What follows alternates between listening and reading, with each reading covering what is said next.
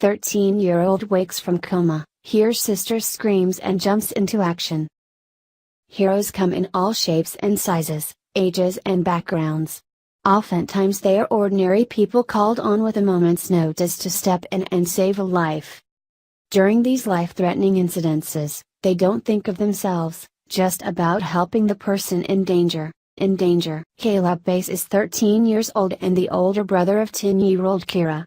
Caleb, Kira, and their mom, Branty, were heading home to Texas after visiting their older sister in Illinois. She'd just given birth to her first child, making Branty a grandmother.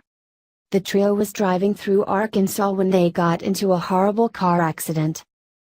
We ended up hitting the side, going off the road, hitting a tree and going into a flip, and when we landed, Kira, who wasn't wearing a seatbelt, came out of the back window, Brandy said. The car ended up facing oncoming traffic. Caleb was knocked unconscious in the crash but soon awoke to the sounds of his sister's screams. Without a second thought to his own injuries, he pulled himself from the wreckage and went to find her. And he found her, he saw her injury, and she was already in shock and thought her knee was broken, Brandy said. Caleb noticed Kira was losing a lot of blood, too much blood.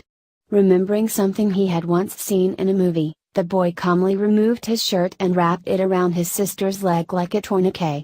Kira was losing consciousness, so he knew he had to work fast. What was going through my mind was that I have to save her, said Caleb.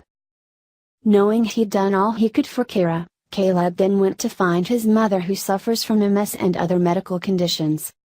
He found Brandy still in the wrecked car. After pulling her out, Caleb returned to his sister.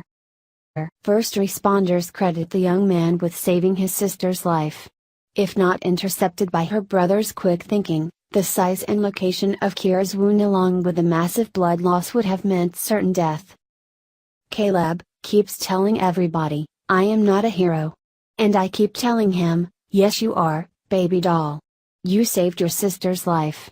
People are just telling you that you did that," said Branty. Kira was taken to another hospital that could better care for her wound, which had exposed her leg bone.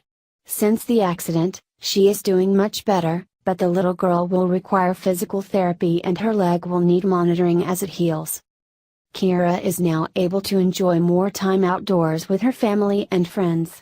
She uses a walker to get around, but at least she's alive. I tell her, "It sucks that it happened. But we have to fight. It hurts. But you're alive," Brandy said.